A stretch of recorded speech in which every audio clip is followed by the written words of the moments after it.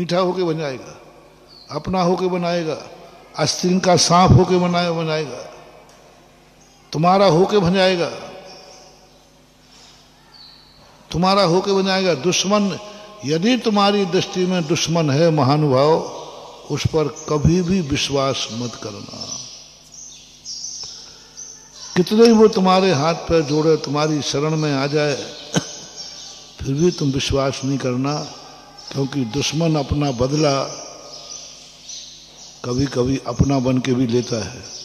कहते ना, घुस करके सैन लगाना, तुम्हारा बन जाएगा, ऐसा बन जाएगा कि तुम करोगे कि ये मेरा दुश्मन है ही नहीं, अब तो नहीं है। नहीं, शकुनी मामा कुरु वंश का सबसे बड़ा दुश्मन था, देखो क्या बन गया, बदला देखो कैसे, बदला देखो।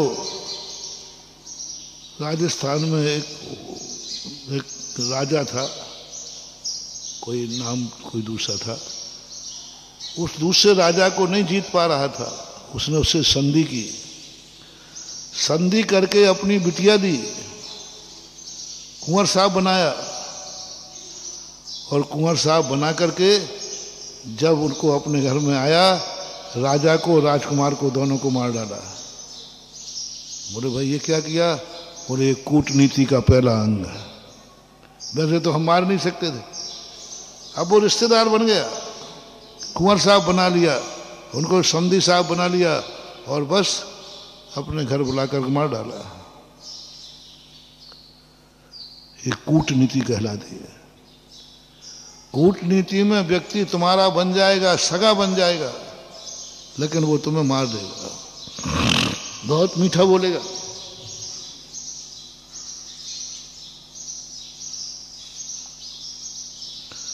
दुश्मन जब तक गालियां दे रहा हो, बुरा विचार रहा हो, तब तक डरना नहीं, अभी कोई खतरा नहीं है, अभी कोई खतरा नहीं है। लेकिन यदि दुश्मन है और यदि वो शांत हो गया हो, चुपचाप हो गया हो, मौन ले लिया हो, तो सावधान, अब खतरनाक है। दुश्मन गालियां देने वाला, बोलता हुआ खतरनाक नहीं है। सांप की नीति कही गई, चाणक्य ने एक नीति कही है कि सांप जब तक फन फैलाए है तब तक डरना नहीं, जैसे ही सांप अपना फन नीचे रख ले, सावधान, सांप ने कोई रास्ता ढूंढ लिया है तुम्हें वार करने का। फन फैला हुआ सांप फुसकार सकता है, काट नहीं सकता, काट नहीं सकता, फुसकार देगा वो, क्योंकि उसका मुंह ही नहीं खुलेगा, और वो कभी तुम पे झपट नहीं सकता फन फैलाए हुए। वो जैसे उसने फन शांत किया, समझ लेना चाहिए इसने कोई रास्ता खोज लिया, बचने का या मारने का। दुश्मन जब तक बड़बड़ाता जाए, जब तक बोलता जाए, जब तक गालियां देता जाए, कोई खतरा मत समझना, कुछ भी नहीं है। दुश्मन जैसे ही शांत हो जाए, समझो आजकल तो दुश्मन बिल्कुल शांत हो गया है, कुछ बोल ही नहीं रहा है, कुछ कह ही नहीं रहा है, लगता है कि वो डर गया है। लगता है कि तुम क्या सोचोगे, लगता है वो डर गया है, लगता है उसमें अकल आ गई है, लगता है उसे अपनी गलती का पछतावा नहीं, वो कूटनीति पे चला गया है, कूटनीति पे चला गया है। वो अब वो कूटनीति के माध्यम से ऐसा शांत होकर के बाहर करेगा कि तुम ओवर कॉन्फिडेंस में हो जाओगे और वो तुम्हारा नाश कर देगा। गंधार नरेश ने जब अपनी बहन का प्रस्ताव भेजा, सारी दुनिया में गजब का, बोले गजब हो गया। बोले क्या हो गया? गंधार नरेश अपनी बहन दे रहा है कुरुवंश के लिए, और सबको मालूम था कुरुवंश और गंधार का कभी नहीं बनी, इनमें दोनों 7 पीढ़ी से दुश्मनी थी, पीढ़ी दर पीढ़ी दुश्मनी थी। सबने कहा बहुत अच्छा हुआ, चलो अब इनमें संधि हो जाएगी, रिश्तेदारी हो जाएगी, बैर भाव खत्म हो जाएगा। तो वो तुरंत सिद्धि करने गया और सिद्धि करते हुए क्या सिद्ध किया, देवता सिद्ध हो गए। बोला मांगो क्या मांगना। बोले साहब मैं मरने वाला हूँ, मर करके पड़ोसी के यहाँ बेटा हो जाऊं।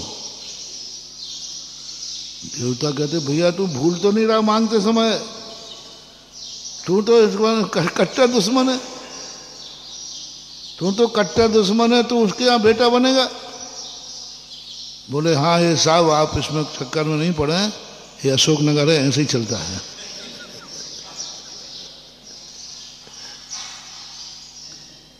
देवता ने कहा हद हो गई। अब सज्जन पुरुष तो सज्जन ही होते, उन्होंने समझा कि शायद इसको जिंदगी भर का पछतावा हो रहा होगा। इसने कहा कि देखो मैंने व्यर्थ में इतनी कसाई की, चलो अपना पश्चाताप करके बेटा बन जाता हूं। और सुनिए साहब, लेकिन शर्त एक है कि मैं बेटा तो बनूं लेकिन अकेले ही बनूं, दूसरा बेटा नहीं होना चाहिए। अब देवता सोचा ये क्यों मांग रहा है, हो सकता है शायद इसलिए कि मैंने इतना दुख दिया है, अब मैं अकेले ही इनको सुख देना चाहता हूं, मेरा प्रेम बटे नहीं। तीसरी बात उसने कही कि साहब मैं पड़ोसी में बेटा हूं और इकलौता हूं और जवान होते ही मर जाऊं। देवता कहता ये दो बातें तो समझ में आ रही हैं, जवान होते ही मर जाऊं, ये भाई क्यों। बोले साहब आपको वरदान से मतलब है कि इस रहस्य में आप मत पड़ो, आप देवता लोग हो, आपका काम वरदान देना है तो दो जाओ। त्रिया चरित्रम पुरुषस्य भाग्यम देवो न जानाति कुतो मनुष्य। मनुष्य की अंदर की नीति कोई नहीं जान पाया, कोई नहीं जान पाया अंदर से क्या चल रहा है। देवता तो सोच रहा है कि भाई ये तो अच्छा कर रहा है, वरदान दे दिया। अब देवता कहता है आखिर ये मरने की बात क्यों कर रहा है जवानी में। उसने बताया बेटा हो गया, अकेला हुआ, जवानी में मर गया। अब कोई बड़े आदमी का इकलौता बेटा जवानी में मर जाए तो सेठ के क्या हाल होते हैं। पागल हो गया, विक्षिप्त हो गया, कपड़े फाड़ने लगा, बाजार में निकल गया, मिट्टी खाने लगा, गोबर खाने लगा। क्योंकि इकलौता बेटा, जवान इकलौता बेटा मर गया, बड़ी मुश्किल में बेटा हुआ और वो भी जवानी में मर गया, पागल हो गया। देवता उस जीव के पास पहुंचा, भैया तुम बता दे अब तो तू मर गया, मैंने तो वचन पूरा कर दिया कि तुझे बटोर से पैदा कर दिया, अकेला पैदा कर दिया, मर भी गया, अब ये बता दे तूने ये कैसे वरदान उल्टे मांगे। बोले देवता होकर अभी तक अकल नहीं आई, मैं लाख उपाय करता तो ये दशा नहीं कर पाता। देखा उसकी क्या दशा हो रही, कपड़े फाड़ के गोबर खा रहा, मिट्टी खा रहा, पागल हो गया, ये मैं कर पाता क्या। ये दुश्मनी का बदला लेने का तरीका था देव महाराज। देवता कहते ये भी कोई तरीका है क्या। बोले यही सबसे कूट तरीका है। कूट तरीका कितना। दोस्तों अगर आपको मेरी वीडियो अच्छी लगती है तो प्लीज मेरे चैनल को लाइक शेयर सब्सक्राइब करिए और इसी तरह से अपना प्यार देते रहिए। धन्यवाद।